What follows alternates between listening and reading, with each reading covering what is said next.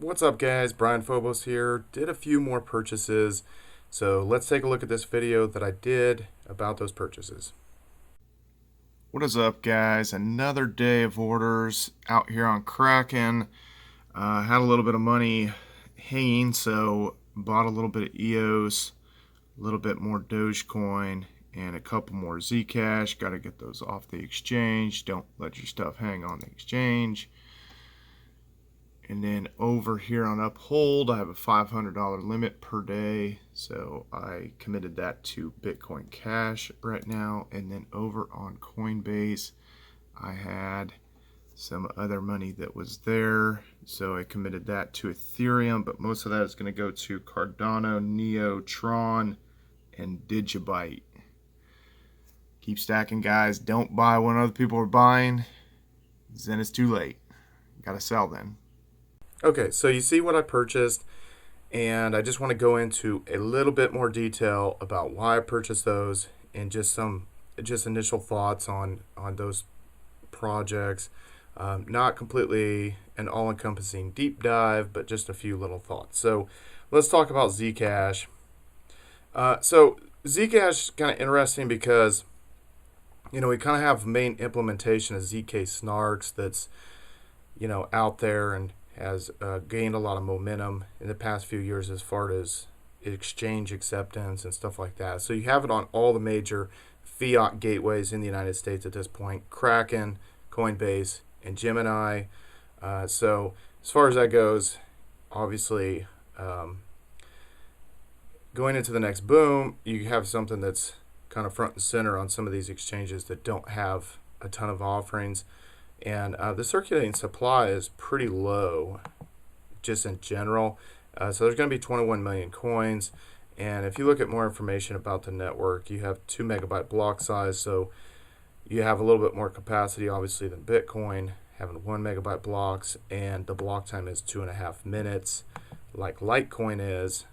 So you have faster block times than the 10-minute block times of Bitcoin, and more capacity for transactions. And then you also have the same amount of total supply, 21 million, that's ultimately going to be released, but the issuance is only at 34% at this point out of 100%. So it's a slower distribution, essentially. There's not going to be as many coins out there in this next boom, and if it's on these major fiat gateways, that could bid well for it. So I just added just a couple more Zcash to the stack that I already had. Nothing major. Now let's talk about Cardano. Now Cardano, to tell you the truth, it's more of a speculative play. I was just adding a little bit more, and to tell you the truth, there's a lot of things I don't like about Cardano. And I don't ultimately think that it's going to be the winner, but it still is ranked 12th. And the way people look, down coin market cap and stuff, and the amount of hype that has surrounded it, it's something that I don't feel like I should ignore. But if you've tried to download the Daedalus wallet, you don't have a lot of options there. And also, Cardano is not available on Exodus, and it doesn't seem to be available on the Ledger Nano. So if you got Cardano hanging out on Binance or these kind of things, and Binance is going to be kicking U.S. customers off in the next 20 days or so, I think. It's coming up in September, so definitely get your coins off of there and stuff. But as far as the Daedalus wallet's concerned, it doesn't seem to want to give you an option to sync to an already synced blockchain. You almost have to download the entire blockchain and that kind of stuff. So, I just think that, it's more going to be hype of why this goes up. I don't think it's going to be something that comes out that's functional. I mean, they've been talking about, they're working on this thing for 2-3 years, and have not came out with a real product that's a platform for decentralized applications like we see with TRON or like we see with EOS. Now, once again, if you go to Cardano.org, you can download the Daedalus wallet if that is an investment that you're looking to make. But again, I consider that more of a speculative play at this point. So going down the list a little bit more. So we have Doge. I bought a little bit of Doge, a little bit more Doge. I had a little bit on it, Ledger Nano. And, Doge is interesting. Doge has held up really well, or Dogi, if you want to call it Dogi. It's actually held up really well, and if just through the like this whole bear cycle. So if you look on this all-time high coin index, essentially you'll see that Doge has fallen 84.46% off of its all-time highs. But if you really look and you kind of compare that to EOS, for instance, it's essentially the same, like around 84%. It's performed better than Bitcoin Cash. It's a little bit of an oddity though, because there was some weird price action and stuff. But it has fallen less than the all-time highs for XRP and for Ethereum and something like Dash as well. So it really kind of held its value, all things being considered, held its value from the all-time highs better than Neo.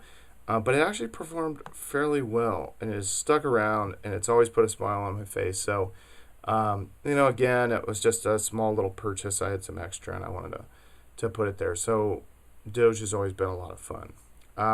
Now, let's see, what else? So one of the things, let's talk about EOS a little bit. I do think that their identification thing that they're going to be coming out with, it looks like for voice, which there was a patent filed in the last, recently here, with maybe even the last week or whatever. And actually the thing got a lot more interesting, because originally when voice was announced, and it was like, wait, is this going to be full KYC? I just don't think that's going to work for social media, and I don't even think I want to be on it, because again, this full KYC situation is just a treasure trove for hackers and stuff like that. And we see all these credit card companies getting hacked and everybody's information being stolen and all this kind of stuff. So the exchanges are the same way. If they have so much information on a person, but you need to be able to uniquely identify a person from a bot and that kind of thing, to progress the situation of what we've seen on the other delegated proof of stake chains that are content related, like Steemit or Whale Shares or Scorum or these kind of things. So Colin Talks Crypto did a great video here, and if you're not following him, I definitely recommend it. He's made a lot of great videos, but he put these quotes in here. The first greatest step in freeing mankind from government was the separation of money from state, and that happened 10 years ago with Bitcoin.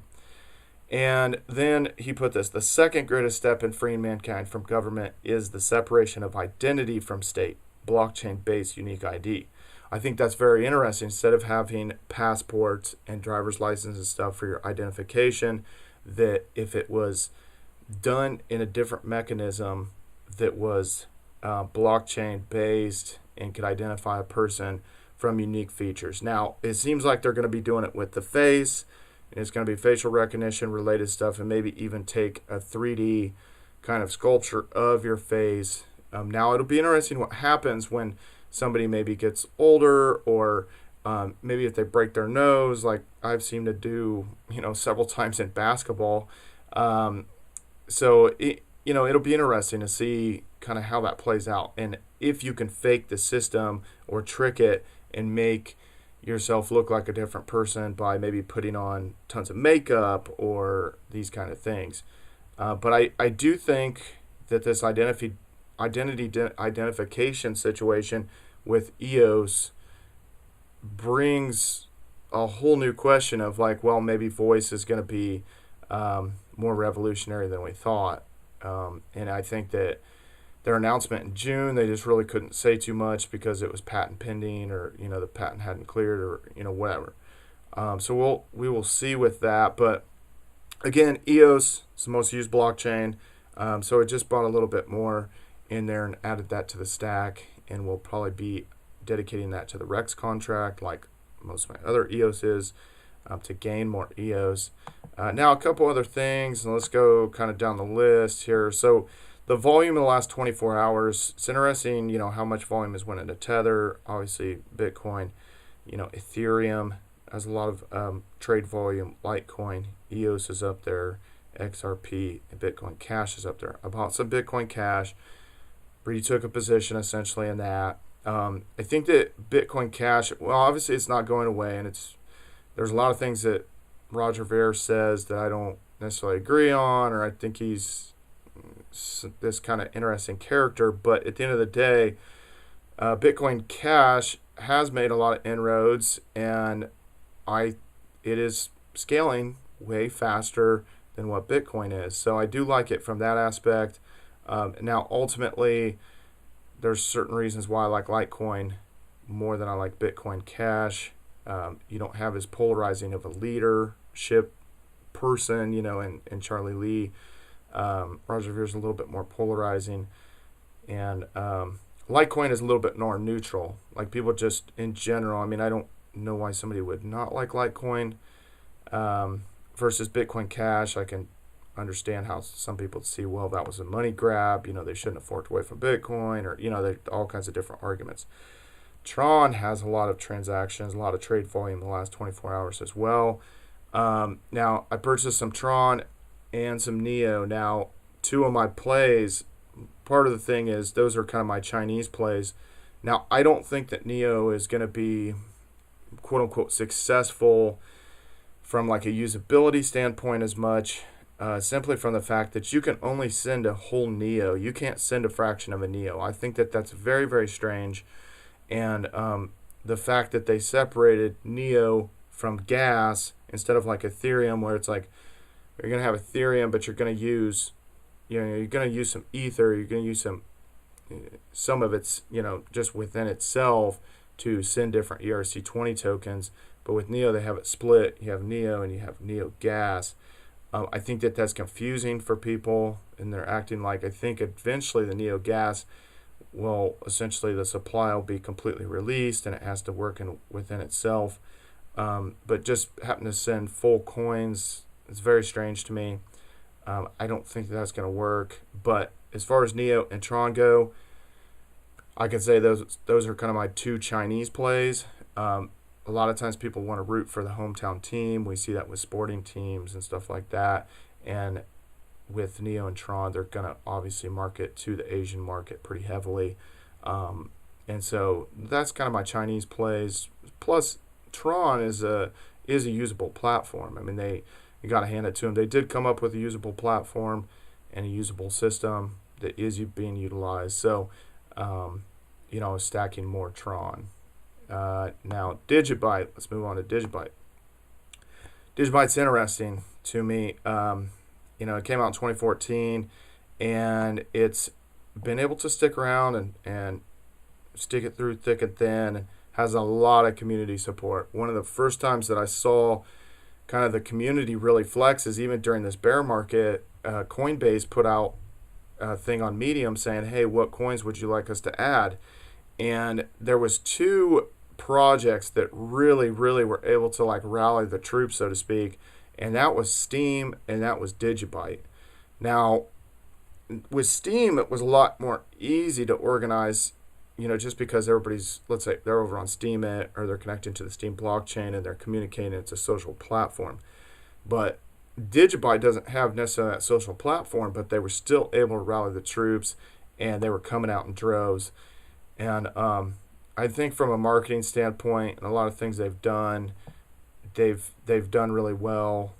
They have, with Jared Tate being the creator and stuff like that, he is kind of I guess he's not, again, like Charlie Lee, he's not a polarizing figure or anything like that. Digibyte is very decentralized. There's multiple algorithms that it's mined with, and there's 21 billion is the ultimate supply. So I do like that it's a factor, it's a multiple of what the 21 million coins that Bitcoin's going to have, and it becomes a more presentable and more palatable kind of price that you end up. So I got a little bit of Digibyte for under a penny, and I was really happy with that, because last time I made a major purchase in Digibyte back in 2017 was 1.2 cents.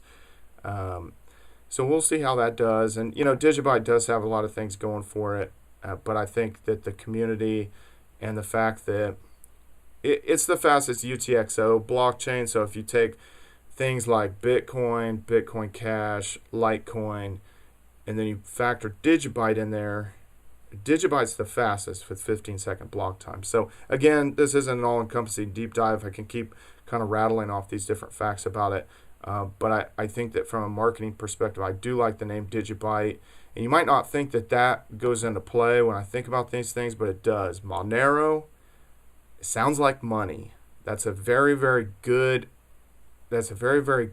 unique name to name a coin, Monero.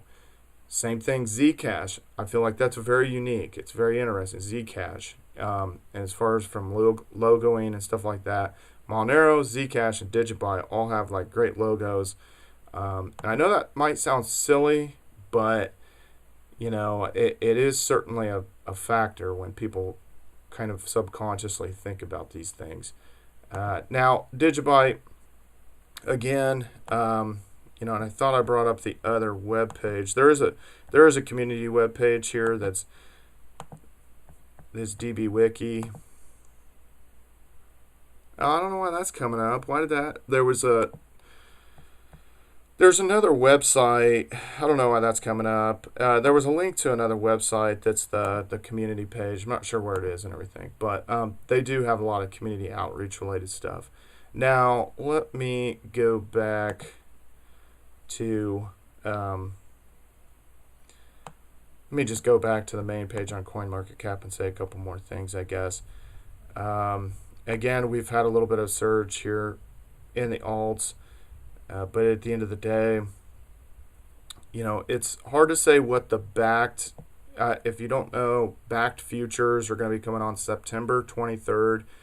And basically the reason why this is going to be relevant for Bitcoin is that people will be able to do a futures contract, but it's actually tied to purchasing Bitcoin. So it's not, you're not just betting on the price going up or down. It's actually tied to actually like holding actual Bitcoins and stuff like that. So supply could get soaked up from that, and that could obviously like choke the supply, and so supply and demand, the price of Bitcoin could go up. So we'll see what happens there. I think it'll be very interesting, and a lot of people have been waiting for that for a long time.